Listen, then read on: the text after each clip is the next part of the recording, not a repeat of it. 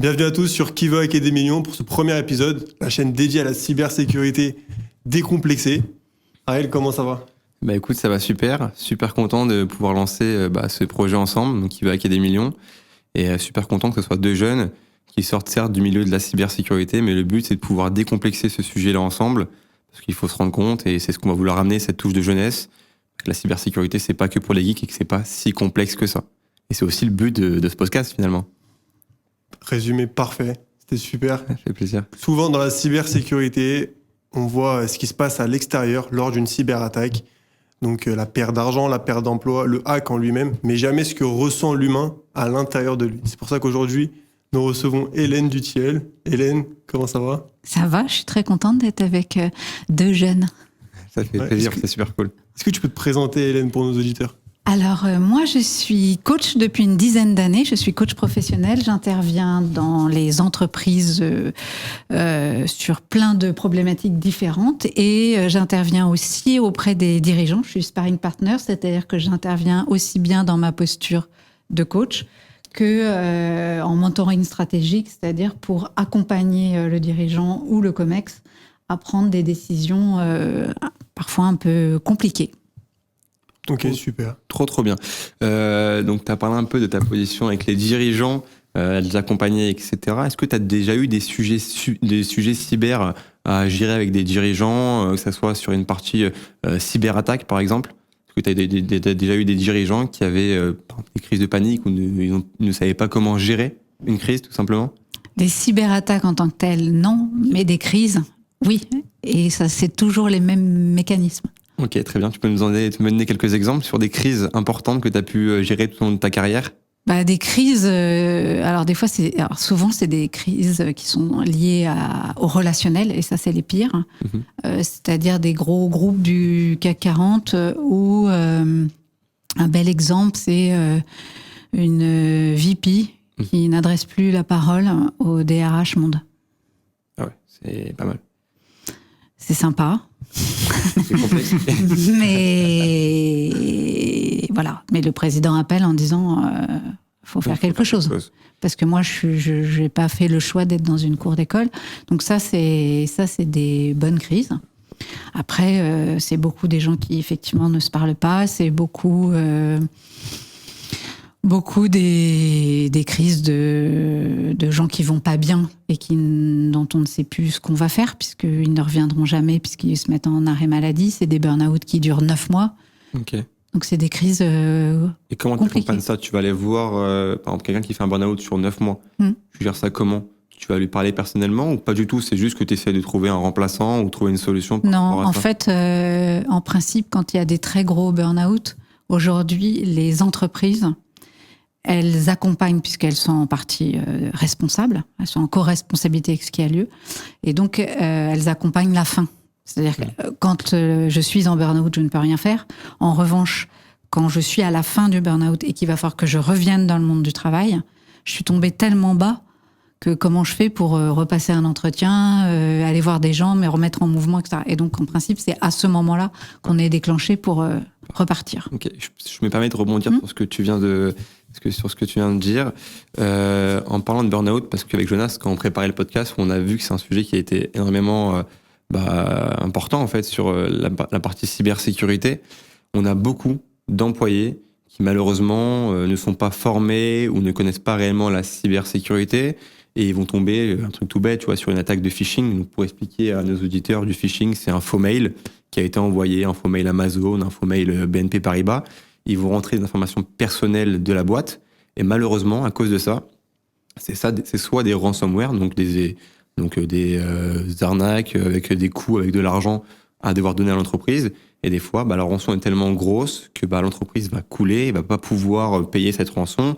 Ou dans un second cas, ça va être une perte de données avec un blocage total de l'entreprise, c'est-à-dire que l'entreprise va être bloquée pendant 3-4 mois, sauf que quand on est une start-up, une PME ou une ETI, on ne se relève pas de ça. Ouais. Et donc, comment tu verrais, toi, avec ton background, comment tu gérais soit un patron de boîte qui a une telle crise, comment il devrait se relever, ou un employé qui commet une erreur de phishing, comment il pourrait se relever dans le sens où il sait que c'est de sa faute, qu'il a commis une attaque, mais malheureusement, il n'était pas formé. Donc finalement, tu vois, qu'est-ce qu'il aurait pu faire? Et qui rentre dans une phase un peu de burn-out, dépression. Comment tu aurais accompagné ce genre de personnes ou ce genre de crise dans une entreprise? Alors là, à ce moment-là, si j'ai fait une erreur, moi, individu, je me sens coupable. Et ça, c'est plutôt une très bonne nouvelle, parce que je me sens responsable et coupable. Et donc, je peux agir. Yes. Voilà. Et donc là, je vais être confrontée à qu'est-ce que je peux faire et comment je peux agir. Donc, il y a 2 options. Hein. Soit je m'écroule, parce que je suis une victime et c'est la fin du monde. Option 1, ce qui évidemment aussi a lieu. Option 2, ok, il s'est passé ça. Qu'est-ce que ça dit de moi? Comment je peux faire demain? Et qu'est-ce que je fais de ce qui s'est passé pour que ça n'arrive plus? Donc, c'est plutôt très chouette. Ça, c'est la première chose individuellement. Collectivement, ce qui est vraiment essentiel, c'est de comprendre que quand c'est dans une entreprise, à ce moment-là, le dirigeant, dans sa posture, il faut qu'il fasse du co. Il peut, mais ça peut pas fonctionner.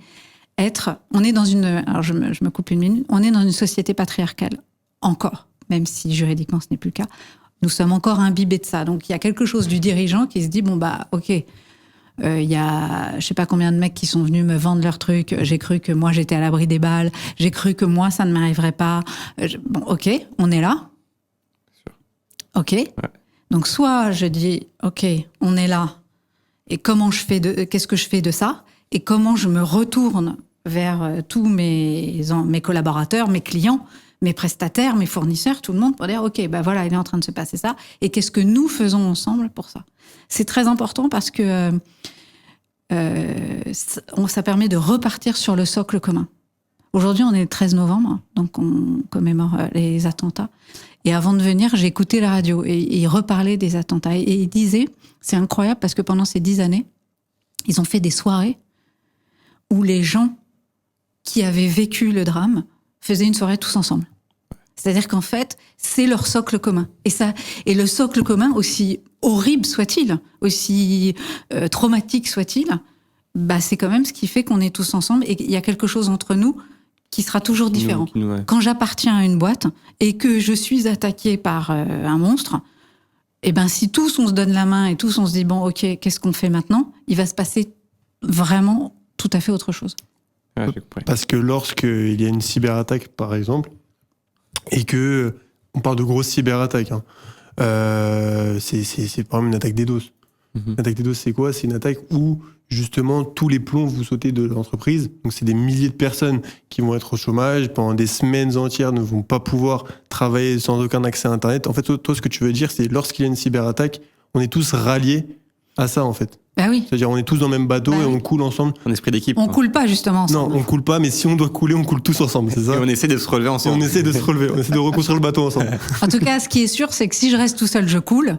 Mais si je donne la main à tout le monde et que tous on rame dans un même sens, il est probable qu'on puisse s'en sortir. Oui, mais justement, il y a beaucoup d'entreprises qui ne sont pas comme ça. C'est-à-dire qu'il y a une cyberattaque, elles vont pointer du doigt, admettons, la personne qui a cliqué sur le mauvais lien, et cette personne-là va être remplie de culpabilité, de choses qui vont faire qu'elle se sente mal. Et est-ce que toi, justement, pour cette personne-là, t'interviens et qu'est-ce que tu lui dis à cette personne-là qui a fait couler, sans le vouloir, une boîte entière? Parce que c'est quand même l'effet. Ouais, c'est sûr. Alors, juste pour rebondir sur ça, souvent, pour que te mettre un peu dans le contexte, souvent, une boîte, quand il y a une attaque, qui va subir une attaque, logiquement, elle a fait signer une charte de cybersécurité à tous ses employés. OK ? Et le but, pourquoi elle pointe du doigt souvent un employé spécifique? Parce que auprès de la CNIL, des institutions de cybersécurité, pour dédouaner un petit peu et se dire on ne doit pas prendre d'amende supplémentaire, mais nous, il a signé une charte de cybersécurité, c'est de sa faute. En fait, le but, c'est que, tu vois, il essaie de se mettre un peu en retrait en disant nous, on n'a rien fait, c'est pas notre faute. Et en même temps, ça leur permet d'éviter une grosse amende. Mais du coup, il laisse sur le côté, si tu veux, l'esprit d'équipe, il laisse leur employé sur le côté, et l'employé il se retrouve tout seul, il a que des remords, quoi. Ma boîte ne veut plus de moi. Et j'ai fait perdre 200 000, 100 000, 300 000 euros, X euros, et en même temps, plus personne ne me parle. Donc, il y a ce sentiment réellement d'un employé, parce que moi, on parle constamment avec des DSI, etc., qui me disent, Ariel, comment on gère en situation de crise? Parce qu'on a nos supérieurs qui nous disent, faites rien, on est obligé, on le licencie. Parce que, on a 200, 300, 400 000 euros derrière qui nous tombent sur la tronche si on coupe pas le contact, quoi. Donc, comment on devrait faire? Parce que tu as cet esprit-là, toi, où t'es coach, tu pourrais éventuellement aller parler à un patron et lui dire, bah non, il faut remettre cette cohésion d'équipe. Mais en même temps, t'as le patron qui te dit, non mais écoute Hélène, moi il y avait aussi une question budgétaire, on sauve la boîte de manière prioritaire, quoi. Sauf que un vrai leader, il est responsable et il est toujours en co-responsabilité. Alors les grands sages, pas moi, mais les grands sages disent toujours, on est tous à 100% responsables de ce qui arrive, tous, autant qu'on est. Nous, dans une société qui pourrait être encore mieux, si on était déjà à 50% responsable de tout ce qui se passe, alors c'est cool. Alors ok, c'est ce mec-là qui a cliqué, mais c'est pas le sujet. Ça aurait pu être celui d'à côté, ça aurait pu machin. Nous, quand on intervient, et ça c'est vraiment important, et c'est pour ça que je trouve que c'est chouette de faire intervenir un tiers, c'est que quand on va faire du co à ce moment-là, on ne refait jamais l'histoire. On n'est pas pour redire « oui, mais comment on aurait pu ?» On est aujourd'hui et maintenant, ici et maintenant, avec tout ce qu'on sait, qu'est-ce qu'on fait et qu'est-ce qu'on décide d'en faire. On peut décider de tous pointer le doigt sur le mec, mais qu'est-ce que ça dit de la boîte ? 2, qu'est-ce que ça envoie comme message aux autres collaborateurs qui vont se dire « ah bah si ça se trouve le prochain c'est moi et moi aussi je vais être viré ». Enfin, au secours, l'ambiance de la boîte. Ouais. Donc non, par contre, si effectivement il y a un enjeu financier, encore une fois, ce qui compte c'est que la décision, elle soit prise tous ensemble. On peut dire à Schtroumpf, ok, c'est toi qui as appuyé sur le bouton, ça aurait pu être n'importe qui. Pour des trucs financiers, on va être machin, etc. Mais on n'est pas obligé de le pointer du doigt, on n'est pas obligé d'être humiliant, tout ça, on n'est jamais obligé. Mais on peut prendre la décision avec lui de dire bon là, pour on se met un peu à l'écart, peut-être tu reviendras dans 6 mois. Que sais-je. En tout cas, il y a plein d'options que le noir et le blanc, c'est-à-dire on te garde et on fait comme si c'était rien passé, ou on te flingue devant tout le monde. Le contraire. Et puis en vérité, c'est pas forcément la faute de la personne, oui. C'est la faute de l'entreprise et même du chef d'entreprise. Pourquoi ? Parce qu'il n'a pas formé ses équipes, parce qu'il n'a pas pris les bonnes dispositions en achetant, enfin pas en achetant, mais en munissant son entreprise d'avoir des bonnes solutions de cybersécurité. Il n'a pas pris les bonnes dispositions. Donc en fait, c'est à lui que revient la faute et non pas à la personne de la RH ou alors à la comptabilité qui a cliqué sans faire exprès, qui ne voulait pas d'ailleurs, mais qui l'a fait. Non, c'est pas de sa faute à elle. Ouais, ça, je suis d'accord. Dans la finalité, si on reprend l'histoire, en fait, si on la remodule du bon côté, le problème, c'est, comme tu viens de le dire, c'est la faute du patron. Moi, je pense surtout que c'est la faute de personne. Ouais. Ça arrive. Oui. Je suis pas d'accord forcément avec toi. Parce que ce que je veux dire, c'est que là où, quand bien même, imagine le patron formidable, ce super leader qui a fait tout ce que tu as dit, qui a bien formé ses équipes, qui a écouté, ok, il a fait ça. Il y a quand même quelqu'un qui a appuyé sur le mauvais truc. Il y a quand même un truc, il y a un mail qui est passé avec faut payer vite cette facture, et la compta, dans le stress, on sait pas pourquoi ce jour-là, la nana, pour moult raisons, elle a payé. C'est comme ça. En fait, le risque zéro n'existe pas. Donc, dans tous les cas, concrètement, ce que tu es en train de nous dire, c'est que vu que le risque zéro n'existe pas, il faut pas chercher un coupable. Il faut juste se dire c'est arrivé. Maintenant, qu'est-ce qu'on fait pour trouver une solution ? On y va, on fonce. Et Hélène, excuse-moi du terme, mais elle prend par la main tout le monde et on y va. On reconstruit, on remonte l'équipe et on essaie de se relever de ce combat, quoi, ou de cette bataille perdue. Surtout que, pour le coup, la cybersécurité, ça vient toucher à des endroits très compliqués pour nous, puisque ça vient toucher à l'imperméabilité, c'est-à-dire ce qui est aujourd'hui ne sera plus demain, et tout peut arriver. Donc, en fait, j'étais en train et je peux témoigner, d'acheter, j'étais très contente, et tout d'un coup, paf, on m'a enlevé tout mon fric. Ça va sur la sécurité. Ça veut dire que je ne suis en sécurité nulle part, ni chez moi, ni au boulot tranquillement, ni voilà.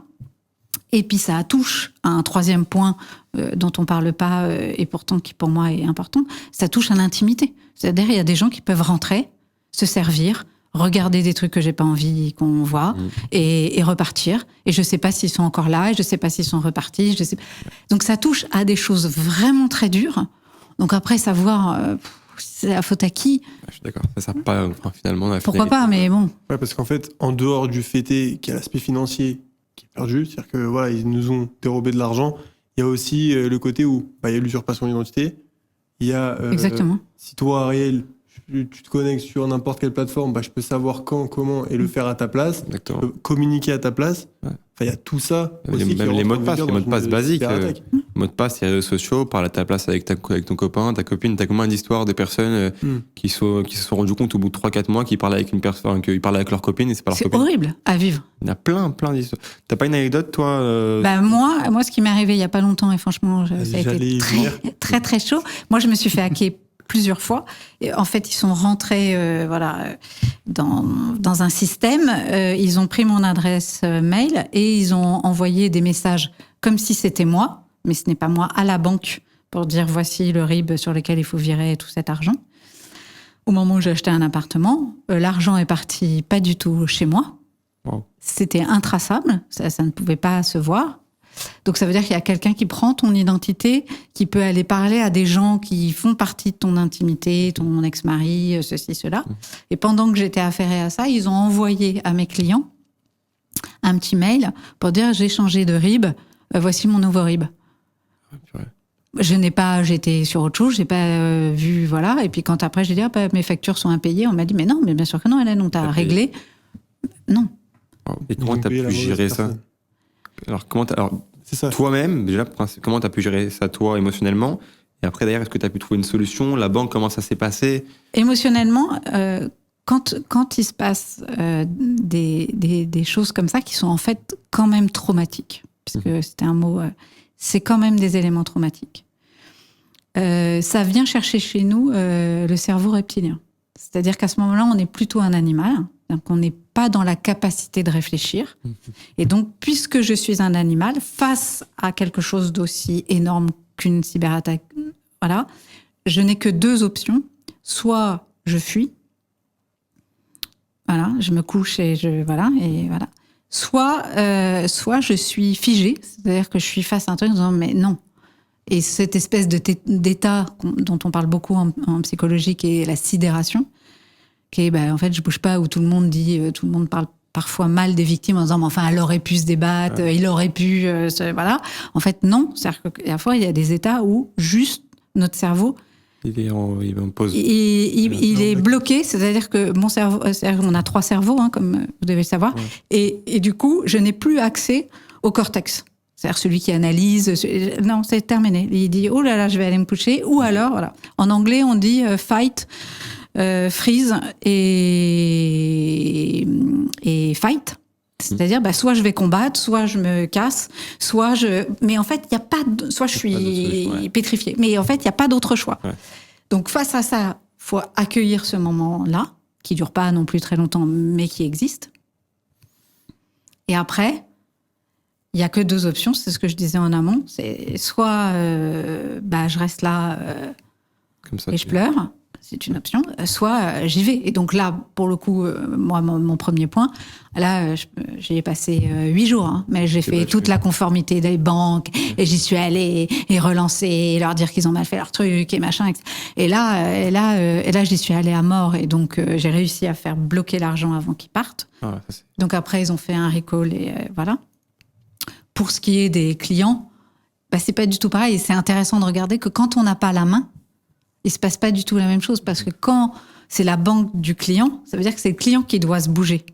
Ouais. Et donc, je dis pas qu'ils sont pas sympas, mais du coup ils ont pas la même énergie parce que c'est pas leur fric. Il n'y a que toi, c'est pas leur argent. Voilà. Non, et ils disent moi je t'ai payé. Ouais. Donc même quand tu leur montres que non, ils disent je suis désolé, je vais rappeler, mais en fait ils bougent pas du tout, voilà.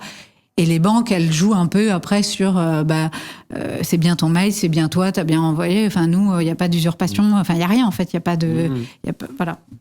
Donc, oui, il faut juste accueillir et après passer à l'action. Parce qu'en plus, toi, ça t'est arrivé en tant que particulier. Non, ça m'est arrivé en tant que... ça m'est arrivé en tant que particulier, mais en vrai, c'était mon adresse pro. Ok. Mais alors justement, quel conseil tu donnerais à quelqu'un à qui ça arrive? Quelles précautions prendre? Quelles solutions mettre en place? Qu'est-ce que tu dirais à quelqu'un de...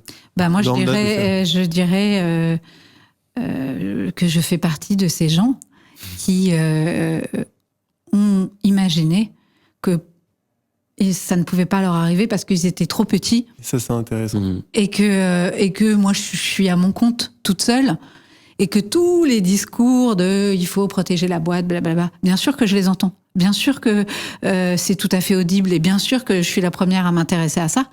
Mais si je le ramène à mon cas, je me dis, ça n'intéresse personne, moi, Hélène. Je suis d'accord. Mais en Mais fait, si. finalement, non. Ouais, finalement. Parce qu'en fait, il suffit.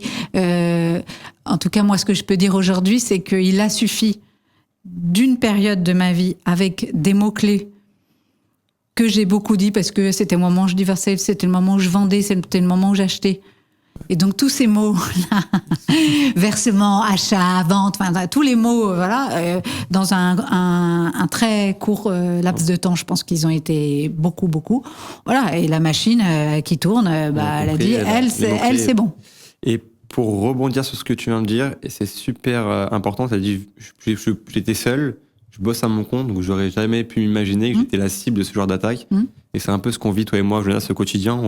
On bosse avec beaucoup de PME et de TI. Ils me disent toujours pareil, Ariel, on est 4-5 dans la boîte, 10 dans la boîte, pourquoi moi? Pourquoi je vais me prendre une solution? Honnêtement, ils ont rien à récupérer sur nous. On a peut-être à tout casser 30-40 000 euros. Et en fait, c'est ça le point important et que les gens doivent comprendre, c'est que les hackers, ils veulent pas forcément à chaque fois avoir des boîtes avec qui vont récupérer 2-3 millions d'euros. Alors ça, c'est leur rêve. Mais des grosses boîtes, c'est compliqué. Alors que des petites boîtes, c'est rapide, simple et efficace. Parce que la boîte, elle a pas le budget pour engager des avocats de partout. Ils leur volent 4-5 000 euros, une petite boîte, elle paye. Elle paye, c'est fini. Passe à la prochaine victime. Et on repart. Et donc, Je pense même que c'est l'objection principale, par exemple, de mes commerciaux en prospection, qu'eux, ils call toute la journée auprès de CEO, auprès de DSI, qui nous disent non, mais nous, de toute façon, ça va. On est trop petits, donc on n'intéresse personne. Et encore trop petits, c'est même pas, il est tout seul, c'est vraiment, ils sont 3-4. Donc en fait, non, t'es quand même vulnérable. En tout cas, moi, mon enseignement, si je devais le dire à des amis, c'est en vrai, on croit, en tout cas moi la première, et quand on parle, qu'effectivement, il y a derrière les hackers, alors je dis pas, je connais aussi des hackers d'un très haut niveau, mais derrière les hackers, il y a genre une espèce de grosse réflexion stratégique. Mais en vrai, non, il y a des machines qui tournent. Ouais. Ça tombe sur toi, pas de bol. En vérité, c'est même pas ça, on pense souvent que les hackers sont comme dans les séries Netflix, tu vois. Ils sont dans des caves, ils sont plusieurs, c'est capuchés, tout noir, avec leur capuche. Bien les sûr. mecs, ce sont des cracks voilà. de l'informatique. Il y a 800 écrans, bien En sûr. vérité, pas du tout. C'est des jeunes, en vrai, de notre âge, de 20 ans, même de 16 ans, qui sont en galère, en fait, si je peux te dire. Dans les pays où ça va pas, c'est la famine, par exemple au Nigeria ou alors en Iran ou en Russie. C'est des brouteurs. Ça va pas exactement. Et ils investissent peut-être $300 sur une base de données. Bien sûr. Hélène, tu fais partie de la base de données. Et ils envoient en fait des attaques massives, des requêtes massives plutôt, où là-dedans il y a un mail piégé et ils vont voir un peu qui va tomber dans le panneau. Il va tomber dans le panneau. Donc en vérité, en fait, c'est un business d'opportunité. C'est-à-dire que c'est pas visé, c'est juste un business d'opportunité. Ils voient qui clique et ça. Oui, c'est un business. En fait, c'est un business qui est d'opportunité, certes, mais tu vois, moi j'ai une image que je dis toujours à mes clients parce qu'ils me disent ouais, mais pourquoi moi? En fait, c'est comme des pêcheurs. Ils se lèvent le matin à 6h du matin, ils ont un gros paquebot, etc. Ils prennent un filet de pêche et ils le jettent. Ils savent pas s'ils vont récupérer un requin, plein de petits poissons ou avoir une belle pêche. C'est les aléas de la vie, l'aléa de la chance. Et c'est pareil. Hélène, t'es tombée dans ce filet et ils t'ont attrapé peut-être parce que y a des mots-clés, etc. Ou même peut-être par hasard. Mais doucement, la personne... C'était pas par hasard, parce que c'était pile poil au bon moment. Donc c'était pas complètement du hasard. Parce que je pense qu'en fait, ils attrapent une personne... Enfin, je pense, mais j'en suis sûr, en fait. Ils attrapent une personne au hasard au démarrage. Et en fait, c'est par rapport aux mots-clés que tu utilises pour voir si t'es une bonne cible. En fait, ils ont comme un espèce de répertoire, on appelle ça un dictionnaire, et ils font tourner en boucle des mots-clés, tels que argent, versement, prêt, versement, paiement, banque, etc. Et dès qu'il y a des mots qui se corrèlent avec une période donnée, ils disent, ça fait moins d'un mois qu'elle a parlé de ça. Et donc là, il va se mettre sur ton cas. Exactement. Et après, il rentre doucement sur ton cas. Et à partir du moment où il est rentré, c'est fini. Il explose. Tu penses à elle qu'on est du bon côté de l'histoire ou pas? Honnêtement, c'est une bonne question. C'est une bonne question. Honnêtement, je pense que oui, parce que on essaye, en tout cas, on cesse d'appeler des personnes, des boîtes, des PME, des ETI, etc., pour les accompagner, pour les prévenir de ce problème-là, qu'ils puissent prendre conscience à travers nos podcasts qu'on est en train de faire, à travers les récits qu'on est en train de raconter, les anecdotes qu'on a pu avoir, nous, avec notre expérience. Et oui, il y a vraiment un souci. Et donc, on évite des cas comme ce qui arrive à Hélène. Donc, c'est important. Un truc tout bête, c'est ce que je disais il y a un peu plus de... je parlais avec un ami à moi la semaine dernière. J'arrive donc nous dans une grosse boîte, je t'avais fait une présentation etc par rapport à une plateforme donc de formation et il y a une personne qui vient nous voir en panique, donc moi je suis en pleine réunion et qui me dit Ariel, je sais que tu fais de la cybersécurité, on vient de me hacker mon ordinateur. Je me dis ok, ça veut rien dire, on vient de me hacker mon ordinateur, donc la personne en détresse, tu vois, elle est un peu surexcitée etc. Donc moi je me lève, je sors de la réunion, je vais voir et t'as un truc tout con, email de phishing. Elle a cliqué sur un dossier d'un de ses partenaires avec qui elle bossait depuis 5 ou 6 ans. C'est-à-dire que son partenaire avec qui elle bossait depuis 5 ou 6 ans s'est fait hacker. Voilà. Elle a reçu un mail avec un fichier XLS ou un PDF si tu vas à ouvrir, ok. Pour le schématiser, c'est pas un PDF mais un dossier à ouvrir.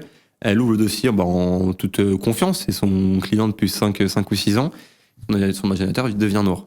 C'est-à-dire mort, etc. Moi, avec mon associé, on a pu tout couper et éviter une perte de données. Tu vois, enfin, en tout cas, limiter la casse.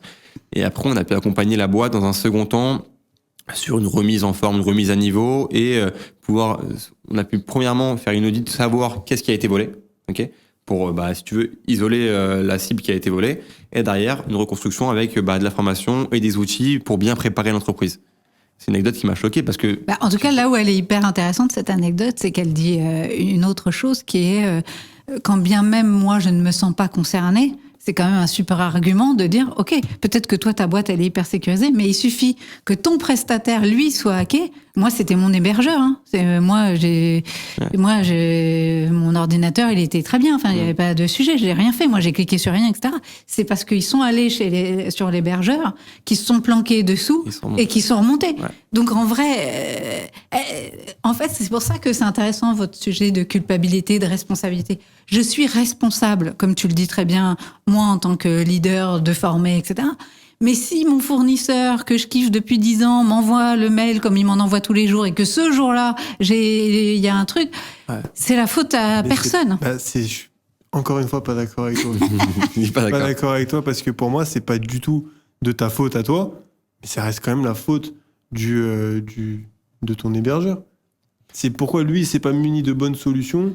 Attends, OVH, c'est un énorme truc, parce qu'il le voit pas. Et en vérité, même un dirigeant, pour lui, c'est un argument de vente de pouvoir dire, regardez, je suis bien cybersécurisé, avec ça, c'est tant vrai. de choses, etc. Pour moi, tout le monde devrait au moins poser la question, maintenant en 2025, de savoir si son hébergeur, son fournisseur, son prestataire est quand même bien cybersécurisé, parce qu'il nous suffit qu'il ait un seul contact de nous. Ça y est, on est déjà une 100% d'accord. Quand on appelle, je pense que Jonas, c'est pareil pour toi, mais quand on appelle un expert comptable, on demande, est-ce que tu peux me faire une optimisation fiscale? Est-ce que tu es bon? Est-ce que tu vas pouvoir me faire gagner de l'argent? Okay, c'est des questions logiques, c'est normal. Mais la vraie question qu'il faudrait poser à son expert comptable, c'est est-ce que tu es bien cybersécurisé? Parce que oui, tu peux me faire gagner de l'argent très bien, mais tu peux aussi me faire tout perdre. Oui, c'est sûr. Et en fait, les gens ne se rendent pas compte qu'en 30 secondes, ta vie, elle peut basculer d'une personne lambda qui a son propre expert comptable parce que, il est très bon, il m'a fait gagner 30 000 euros, 50 000 euros, 100 000 euros l'année dernière. Mais il peut t'en faire perdre tout l'argent. Parce que surtout, que les experts comptables sont maintenant devenus la cible numéro 1 des hackers en 2025. Pourquoi? On l'a même vu, il y a une recrudescence d'experts comptables de 33%, quelque chose comme ça. Je crois maintenant, c'était en avril, un truc comme ça a été fait. En fait, quelqu'un qui hack un expert comptable, qui arrive à avoir juste les données du cabinet comptable, après c'est fini, il a les données de tous ses clients. Donc de toi, de ton entreprise, ensuite d'Hélène, parce qu'Hélène elle t'a envoyé un mail à toi, ensuite des mails de tes contacts à toi, Hélène. En fait, c'est une boucle qui ne s'arrête pas. Ouais.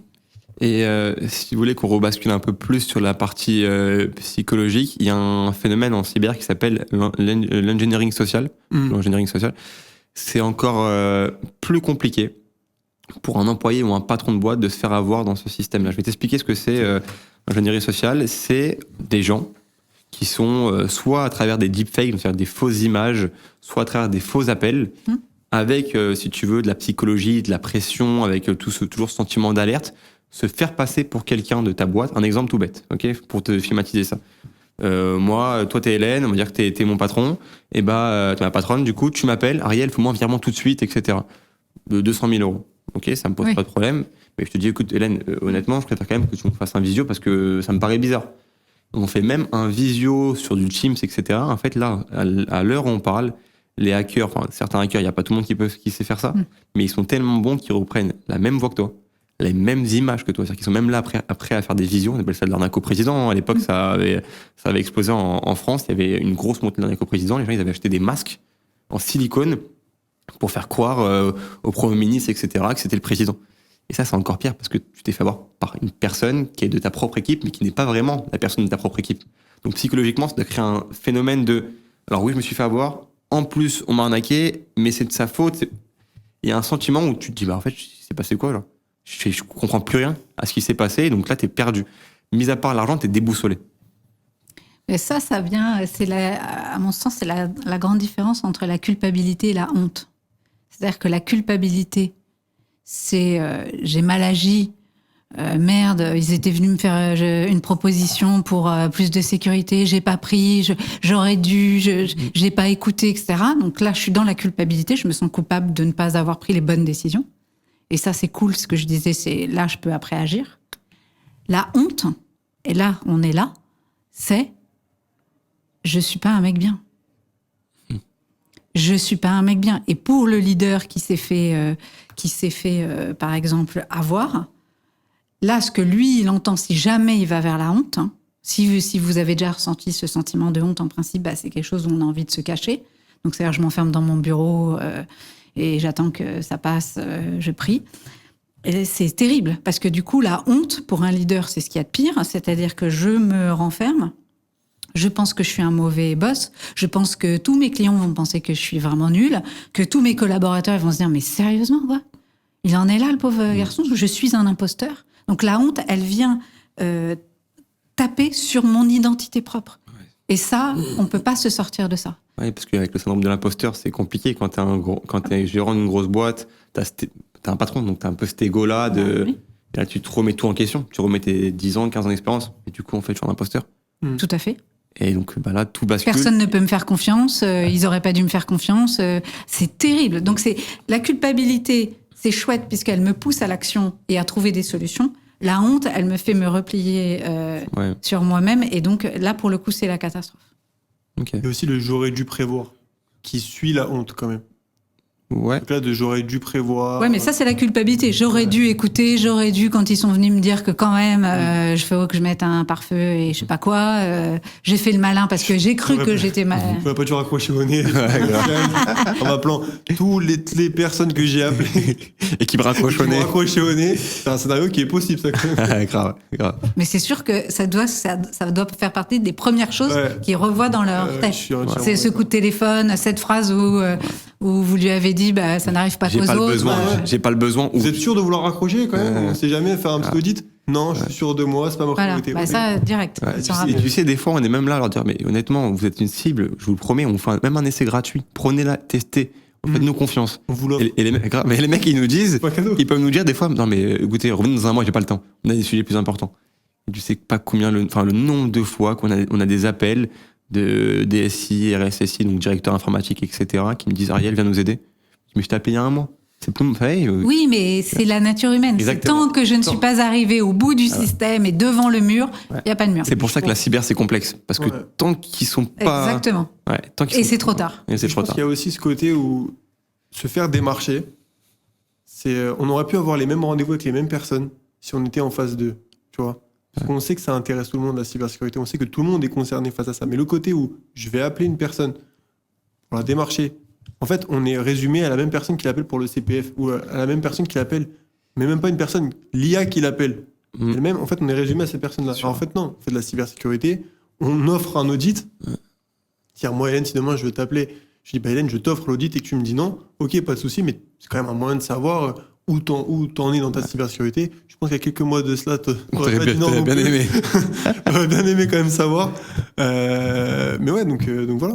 Mais je pense, tu vois, c'est le but de notre podcast. C'est que peut-être qu'on appelle des gens pour la cyber, à part des DSI, mais des personnes comme des experts comptables, des avocats, peut-être qu'ils se disent que c'est un sujet peut-être trop lointain pour eux. Oui. Comme ce qu'on vient de résumer de là, en 40-50 minutes, c'est que ils se disent, honnêtement, c'est peut-être complexe, j'ai peut-être pas les compétences, je saurais pas quoi répondre, ça me saoule, j'ai pas le temps, au revoir.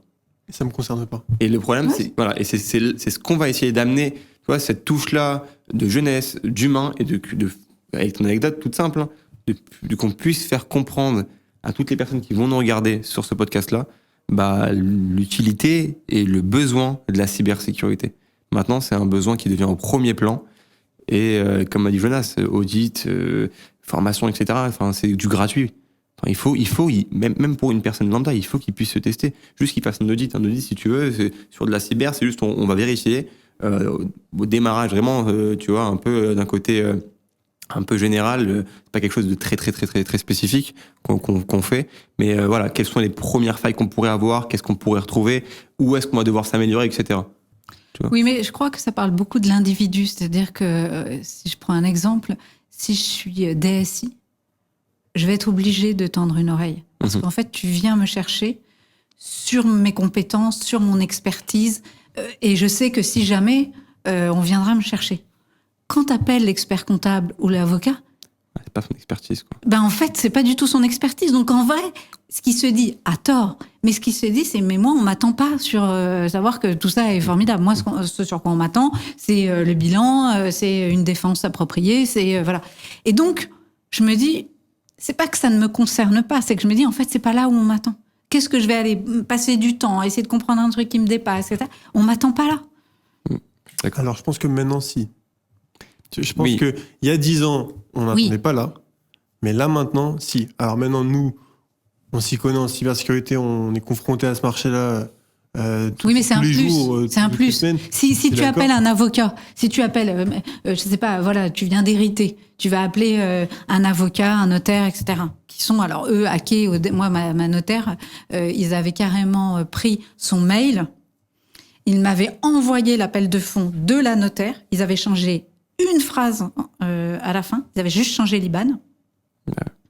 J'étais dans le bureau de la banque. Ils avaient changé l'IBAN. Et j'ai appelé la notaire en disant, mais je comprends pas, l'IBAN que j'ai reçu en sécurisé n'est pas celui qui est marqué sur la feuille. Elle m'a dit, mais il n'y a pas d'IBAN marqué sur la feuille, c'est interdit. Je dis, moi, devant mes yeux, sur le mail que tu m'as envoyé, il y a un... Elle me dit, mais non, il n'y en a pas. Je dis, si, il y en a un. Wow. Donc, voilà. Avec le notaire. Et donc, voilà, il s'en est fallu, parce que j'avais déjà été hackée. Effectivement, du coup, j'étais tendue comme... voilà. Du coup, j'étais hyper vigilante, voilà. Mais ça se fait extrêmement. Mais à ce moment-là, quand tu vas chercher l'avocate parce que tu hérites ou que tu vas chercher la notaire, elle, ce qu'elle veut, c'est montrer qu'elle est formidable et qu'elle va, elle va pas dire, vous inquiétez pas pour la cybersécurité. Je suis d'accord. C'est sur le cadeau, c'est le ruban. Exactement. Mais c'est pas le cadeau. Ouais. C'est pas ça que je viens chercher. Et c'est notre rôle à nous. C'est pour ça que c'est très difficile de dire, regardez, moi je suis le ruban, mais si vous avez pas le ruban, franchement, votre cadeau. 100%. Mais après, c'est vrai que je suis d'accord avec toi, Hélène, mais quand même, est-ce que là maintenant, on a beaucoup de désaccords oui, j'ai l'impression. Durant cet épisode, mais est-ce que tu penses pas quand même que maintenant, en 2025, tu poserais pas la question à ton expert comptable ou à ton avocat, est-ce que mes données que je vais vous transmettre, seront bien cybersécurisées, seront bien stockées, seront bien mis de côté, maintenant. Et en même temps sécurisées? Non. Ou alors tu tirais directement? Moi, j'ai envie de te répondre. Honnêtement. Après s'être fait hacker. Très honnêtement, c'est pas quelque chose qui venait dans mon cerveau. Moi, je suis une génération. Moi, j'ai 50 balais, donc j'ai pas votre âge. Ce que j'imagine, là où je te rejoins vraiment, c'est que je pense que les nouvelles générations, pour le coup, elles, ça va faire partie de leur vie. La génération Z, ça va être effectivement un angle. Elles vont poser ces questions. Nous, on n'a pas été habitués. Sauf quand il t'est arrivé un énorme truc. Là, je sais pas qui m'a appelé pour je sais pas quoi, machin. Je peux te dire que je dis non. Je dis, mais vous êtes. Je dis, mais non, mais moi. Moi, je l'appelais. Non, c'était un vrai truc de genre pour l'électricité ou je sais pas quoi, tu vois. Et j'ai jamais voulu rien donner. Parce que j'étais hyper. Elle m'a dit, mais je vous le dicte. Non, mais je vais rien savoir. C'est un aspect psychologique, du coup. Oui. C'est que tu as créé un vrai traumatisme. Exactement. Pas mal, tu vois. Et c'est un vrai traumatisme. Oui, c'est sûr, oui. C'est-à-dire qu'en vrai, dans mon monde, je croyais que j'étais en sécurité. Et on m'a prouvé que j'étais pas en tout s'est sécurité. effondré, donc. C'est pour ça que je disais tout à l'heure, c'est l'imperméabilité de chaque chose. Et l'imperméabilité, vraiment le fondement de l'imperméabilité, c'est que nous sommes mortels. Donc ça revient pour tout individu qui vit ça, qui est, tu sais quoi, à la fin on va tous mourir. Et est-ce que tu penses qu'on Et il y a peut s'en personne qui a remettre envie. Ouais, Est-ce que tu penses qu'on peut s'en remettre? Toi, ça t'est arrivé en plus. Est-ce que Oui. tu t'en es remis depuis? Oui, on s'en remet, mais c'est comme tout Mais tu restes avec des traumatisme. Ouais, Voilà. c'est ça. Avant, voilà. Ouais. Avant, tu m'appelles, je suis vraiment, et puis j'étais quelqu'un qui était très, très, très, c'est mon fondement, la confiance. Mhm. Bon, bah Perdre là, un du peu coup, je suis confiance. embêtée. Ouais, T'as c'est sûr. perdu confiance. Ouais. Je peux pas dire que j'ai perdu, mais je vois bien qu'il se passe des choses qui ne se passaient pas avant. Ah, d'ailleurs, c'est intéressant. Nous, on gère des équipes de commerciaux. Et vu qu'on appelle pour de la cybersécurité, on est amené à poser quelques questions du style, qu'est-ce que vous avez comme solution mise en place? Est-ce que vous avez déjà fait des tests? Est-ce que vos équipes sont formées? Et les personnes nous disent, je veux pas trop en parler au téléphone. Mhm. Pour moi, j'arrive à qualifier une personne de compétente quand elle me dit ça. Parce que je sais qu'elle est formée, sensibilisée à ça. Toi, avant ta cyberattaque, J'aurais répondu à tout. t'aurais répondu. Là maintenant, Par tu confiance. raccroches au nez directement. Je raccroche pas au nez, mais Dis non. tu vois, quand tu as raconté, ce qui est venu dans ma tête, c'est, mais attends, si ça se trouve, c'est toi le hacker et t'es en train de me demander Ouais, tous les c'est ça. machins Voilà, que j'ai. voilà. Ça. Un conseil, décrochez-nous au téléphone, prenez une visio quand même avec nous, faites un audit, mais n'en dites pas trop à quelqu'un que vous ne connaissez pas dès le premier abord, surtout par téléphone. Non, c'est sûr. T'es d'accord avec moi, Rémi? Ouais, je suis d'accord. En fait, si tu es au téléphone, maintenant, avec tout ce qui se passe, faut rester super vague. Faut donner aucune info personnelle. C'est-à-dire que si quelqu'un te contacte pour un outil qui pourrait éventuellement te servir, un truc tout bête, je sais pas, de la prospection sur du commercial, sur maintenant tout le monde pense à faire des vidéos ou des podcasts, etc. Tu pourrais rester sur quelque chose de basique, une discussion basique, oui, parfait, je pourrais être disponible à 13h, 14h et tout. Mais maintenant, tu vois, je pourrais même encore pousser la chose plus loin. Maintenant, en simple mail, on t'envoie un lien avec une invitation, Teams, n'importe quoi. Des fois, ça peut porter à confusion. Alors, c'est peut-être pas bon de dire ça pour nous, mais dans la finalité, je pense qu'on va être amené de plus en plus à avoir soit des applications sécurisées. Je pense que c'est le monde dans lequel on va aller. Moi, je connais une plateforme, bon, je dirais pas le nom, mais maintenant, c'est un outil collaboratif pour les grosses boîtes. Et en fait, maintenant, tous leurs calls, ils sont chiffrés avec cette plateforme-là. Donc, on passe plus par Teams, on passe plus par ton Google Meet, parce que c'est ce qu'ils utilisent maintenant, les hackers. En fait, C'est connu, ça y est, ça fait 15 ans qu'il y a Google Meet, ça fait 15 ans qu'il y a Teams. Ils ont eu le temps de pouvoir avoir tout bien rodé, leur système et leurs attaques. Et maintenant, avec le deepfake, comme je t'ai dit, les fausses images, avec l'IA, on peut tout faire. parce qu'en fait, c'est comme si je t'appelais et je te disais, salut Hélène, qu'est-ce qu'il y a chez toi? Est-ce que tu as une porte? Tu as combien de serrures? Combien tu as de clés? Ouais, et que tu me répondais à chaque fois. Ouais. C'est la même chose. En fait, c'est un braquage, c'est un cambriolage, mais maintenant fait numériquement parlant. Voilà. Ouais, même assez, Sympathiquement. non, mais Sympathiquement. assez ouvert, ça veut dire, tu dis, viens, Invisible. serre-toi. Oui, c'est invisible, ça. oui, ça, mais. Et toi, tu me réponds, oui, Jonas, ça tombe bien parce que j'ai une clé. Mon fils, il a une clé aussi. On a une porte, mais elle tient pas trop en ce moment. On est en train de se demander si on veut la refaire. Mais passe quand même la voir. En fait, c'est la même chose. Ah oui, c'est ça. Et on a parlé un peu d'IA, intelligence artificielle. En ce moment, ça va être là, d'ici les 5-10 prochaines années, ça va être une hécatombe. Tout ce qu'on est en train de donner comme données par exemple à ChatGPT, un truc tout bête, je pense qu'il y a beaucoup de dirigeants qui racontent toute leur vie à ChatGPT. T'as des mecs, Oui. fais-moi cette facture, ok, refais-moi ce mail-là, hop, tu le transfères ça, ajoute, autoriser les contacts, autoriser les mails, autoriser les messageries. Il y a bien un jour où malheureusement, t'as Claude, n'importe quoi, ChatGPT, ou plein d'IA, il y a bien une qui va tomber. Et là, je te garantis que ça va faire pendant 5 ou 10 ans des répercussions tellement grosses. Les mecs, ils racontent toute leur vie. Et même des enfants. J'ai vu une anecdote, là, il y a très peu de temps, il y a une enfant qui s'est mise à pleurer, mais ça veut dire à pleurer réellement à chaudes larmes, etc. Et pendant 1 mois, elle est partie voir un médecin et une psychologue parce que ses parents lui ont enlevé son téléphone et elle a dit, mais vous m'avez enlevé ma meilleure amie. Elle dit, mais t'as pas de meilleure amie. Si, c'est ChatGPT. Ouais. En fait, elle faisait des calls toutes les nuits avec ChatGPT parce que, en fait, elle s'est dit, c'est ma copine, quoi. Mais il y a eu un vrai truc sur les jeunes qui se servent de ChatGPT, effectivement, comme thérapeute.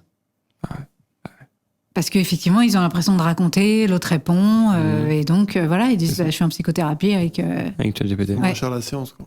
C'est ça. Ça fait moins cher la séance, mais effectivement, c'est hyper dangereux moins parce que du coup, tu vois pas que tu vois, ton môme du coup ne te dit pas là, Ouais, c'est sûr. je suis un peu en souffrance. Alors bon, c'est à toi d'être vigilant, comme dirait. Mais Les gens parcours. Même quand je te dis bonjour, fallait quand même que tu dises je sais pas de quoi il est capable. mais ouais, c'est super inquiétant. Et en même temps, moi, je pense pas. Je pense que c'est juste que on doit développer tous, en tout cas les nouvelles générations, bien plus, l'esprit critique, c'est tout. Et ils vont être, et maintenant ils apprennent ça à l'école. Je suis d'accord. Moi, je voulais rebondir sur un sujet.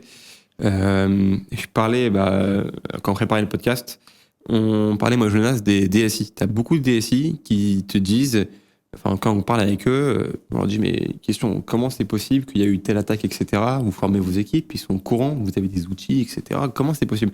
Je dis, non, moi, j'ai pas envie de former mes équipes, c'est moi qui gère la cybersécurité, c'est-à-dire que des fois, tu as des DSI qui se pensent intouchables, et en fait, ils ont ce sentiment que s'ils forment et qu'ils inculquent leur savoir à leurs employés, ils perdent un peu leur privilège d'être DSI, tu vois. En fait, dans le sens où je perds mon expertise. Je la transmets, donc mon expertise, je la perds. Donc c'est aussi, je pense, ça touche aussi à de l'ego, peut-être mal placé, etc. C'est plutôt associé à de la peur. Ah, de la peur. C'est de la peur, et on dit toujours un vrai excellent leader, et il y en a, il s'associe avec des gens qui sont meilleurs que lui. C'est-à-dire, si je suis vraiment un très bon leader, je vais prendre quelqu'un que je trouve mais vraiment top. C'est-à-dire quelqu'un qui va venir me challenger, qui peut-être aura des meilleures idées, etc. que moi. Mais c'est OK, parce que moi, je vais partir du principe que je vais monter. À partir du moment où je prends des gens moins, et puis je garde l'information, ou l'apprentissage, ou le savoir, ou ce que vous voulez, et je le laisse en bas, ça c'est pas un super leader. Et après, j'ai envie de rajouter, pour cette partie-là, tout ce qui est DSI, etc., dans les boîtes, moi, quand j'interviens, et je suis intervenue il n'y a pas très longtemps dans une énorme banque sur ces gens-là, on a décidé, alors j'ai aucun jugement, moi, mais on sent que quand ils parlent de ces gens-là, c'est « Ah oui, mais eux, c'est différent. » Donc eux, vous allez les voir, vous allez faire une conférence. Moi, j'avais fait une conférence. Juste à eux, parce que eux, ils sont pas comme les autres. Ouais. Ils mettent dans une case. Voilà, donc eux, c'est des gens, ils ont pas d'émotion, ah d'accord, ils ont pas de sentiments, ah écoutez, c'est formidable. Et voilà, donc eux, vous allez les voir, voilà. Moi, je crois que ça n'aide pas beaucoup, parce que du coup, ça n'aide pas le co, ça n'aide pas, voilà. Et c'est des gens, non mais eux, ils vont rester en télétravail tout le temps, parce qu'il n'y a pas besoin qu'ils soient là. Enfin, on crée avec ces gens-là quelque chose de à mon sens, très dangereux, qui est on perd le lien. Donc les gens, ils restent toute la journée chez eux, ils doivent faire du code, je sais pas quoi, machin, après ils reviennent. C'est un truc de... Ouais, en fait, ils mettent dans une case, et en fait, eux, c'est pas le même langage que nous, on parle pas la même langue, c'est quoi, c'est des extraterrestres, allez, change ton discours. En tout cas, c'est des gens qui n'ont pas de cœur et pas de sentiments. Ouais, d'après les grosses boîtes. Peut-être. Non, je ne crois pas. Non, regarde, on a un cas. On a un exemple là-dedans. Non, et ils en ont un, c'est juste qu'à force qu'on leur répète que non... Au moins. Peut-être que c'est ça. Oui, mais c'est aussi beaucoup la société qui répète que oui, non, mais eux, ils ont la tête dans... oui, enfin bon... Non, en fait, je pense juste que c'est des personnes qui sont comme nous, même commun des mortels. On meurt, on vit, etc. C'est juste que ils ont des hobbies et peut-être pas une culture, mais ça veut dire que leur kiff est différent qu'une personne qui est commerciale, etc. Ce qui est logique en soi. En fait, eux, ils aiment l'informatique. L'informatique, c'est quand même un domaine qui est, si tu veux, quand tu veux apprendre à coder, etc., il faut être passionné. Si t'es pas passionné d'informatique, je pense qu'il y a très peu de cas où quelqu'un est excellent en informatique s'il n'était pas passionné, parce qu'il faut prendre du temps, il faut y passer énormément d'heures de pratique. Maintenant, tu as des IA comme Cursor qui peuvent t'aider, etc. Tu as beaucoup de petits jeunes qui peuvent monter un petit site internet en 10-15 minutes, mais monter quelque chose de vraiment qualitatif, avec une base de données, avec une connexion avec des serveurs, etc., pour que ça tourne sur du long terme, il faut, je pense, beaucoup, je pense, j'en suis sûr, beaucoup d'heures de travail et beaucoup d'heures de pratique. Donc, c'est des personnes qui se renferment, pas dans leur bulle, parce qu'ils sont obligés, en fait. Ils s'enferment pendant 2 jours, 3 jours, 4 jours, 2 mois, 3 mois, et ils ont un objectif et ils le fracassent. Et je pense qu'on a perdu ça dans le monde dans lequel on est, où les gens, tu vois, on travaille, je vais au boulot à 8 heures, hop, ok, Et ça, en fait, dans un monde où on est toujours actif et on oublie, en fait, eux, c'est des personnes, ils restent sur une chose, ils se focalisent et ils te font le projet qu'ils ont en tête, quoi. Moi, mon associé, tu le sais, tu l'as rencontré. Le mec, tu le vois, le mec, tu le vois, il ne bouge pas de sa chaise. C'est-à-dire que je lui dis, tu peux me faire ça? Il me dit, bah, honnêtement, ça va être complexe.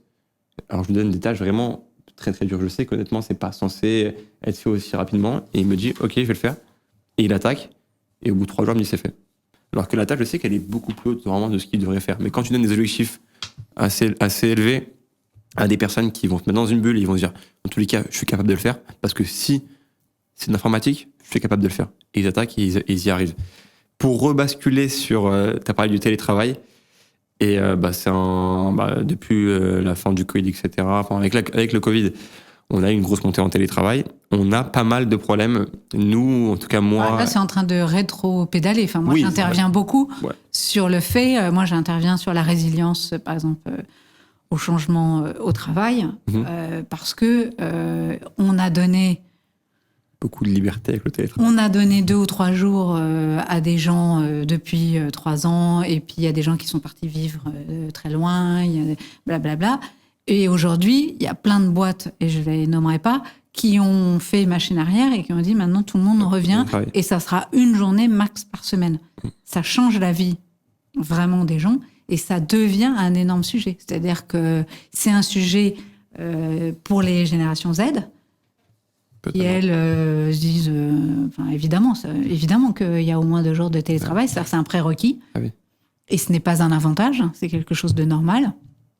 Moi, je rencontre tout le temps des dirigeants qui hurlent en disant, mais vous vous rendez compte que la première question qu'on me pose, c'est ça? Qui utilise le travail, ouais. En fait, c'est devenu en 3 ans, c'est 3-4, même pas, 5 ans, 4-5 ans, c'est devenu une habitude. Les gens, ils se disent, il faut au minimum 2-3 de télétravail parce que, alors, peut-être que, c'est à toi de me le dire, hein, c'est, pour être totalement honnête, est-ce que tu penses que les gens voient le télétravail comme du travail? Réellement? Parce que pourquoi les gens, ils voient le télétravail, enfin, les nouvelles générations, alors c'est pas le cas des anciennes, comme moi, où nous, on était formatés sur le travail. On voulait du travail, on voulait travailler, il faut que ce soit dur, il faut bosser à pas d'heure, blabla. Les nouvelles générations, elles, ce qu'elles veulent, et c'est très très clair, toutes les études, tout ce que vous voulez, elles veulent l'équilibre. Elles, ce qu'elles veulent, c'est l'équilibre entre le perso et le pro. Il n'y a pas de je travaille, il n'y a pas d'heure, machin, c'est terminé. D'ailleurs, quand on a des enfants qui ont votre âge et qu'on bosse comme un dingue, par exemple, souvent, on a le môme qui fait « Enfin, moi, je ne ferais pas comme toi. » Ouais, c'est sûr. Donc, c'est très dur. Et donc, le télétravail participe de cet équilibre parce que je peux à la fois bosser, à la fois chercher mon môme, à la fois mettre une machine à laver, à la fois aller faire mon sport, à la fois rebosser quand je veux. Voilà, c'est juste un sujet d'équilibre. Ce phénomène, je crois si tu me contredis, je crois qu'en économie ou en psychologie, ça s'appelle l'ubérisation. Ou ça te dit quelque chose ou pas? Oui, l'ubérisation. Ouais, c'est ça, en fait. C'est, en fait, on veut segmenter la partie où on travaille. Si je finis à 18h, à partir de 18h, j'éteins mon téléphone pro et je suis que sur ma partie perso. En fait, ils veulent pas avoir cette... Ou je peux choisir, comme beaucoup, de dire, en fait, moi, jeune femme ou jeune homme, ce qui est essentiel pour moi, c'est de donner, je prends un exemple, de donner le bain à mon môme. Donc, effectivement, entre 17h et 19h, je ne serai pas joignable. En revanche, je reprends mon ordinateur à 20h30 parce que j'ai 2 heures tranquilles et que tout le monde dort et que, voilà, et que c'est OK pour moi. Mais je veux avoir ce choix-là. J'ai compris. Une question. C'est une fin de podcast. Merci Hélène d'avoir été à nos côtés aujourd'hui pour ce premier long format de Qui veut hacker des millions. C'était un plaisir, vraiment. Cet échange était très riche et c'était très chouette d'avoir des questions de jeunes hyper intéressantes. Non, mais vraiment. Notre plus grande qualité, c'est d'être jeune. Non, c'est d'avoir votre plus grande qualité, c'est de se servir de votre jeunesse pour aller toucher quelque chose que d'autres vont toucher pour d'autres raisons. Donc vous utilisez ce que vous êtes en disant c'est pas parce qu'on est jeune qu'on peut pas aider sur ça, et je trouve que et qu'on peut pas oser. Donc en tout cas, pour conclure, je dirais c'est chouette pas que vous êtes jeune, mais c'est chouette que vous osiez. C'est cool, ça fait plaisir. Et sur quoi on peut te retrouver, Hélène? LinkedIn, Hélène Dutilleul. Ok, Très, on va très bien. ajouter tous. Ouais, ajoutez tous Hélène. Si vous avez des problèmes en entreprise, appelez-la. Et moi, on vous dit à la prochaine. C'est À le bientôt. premier podcast d'une grande et longue lignée, donc abonnez-vous et à bientôt. Merci.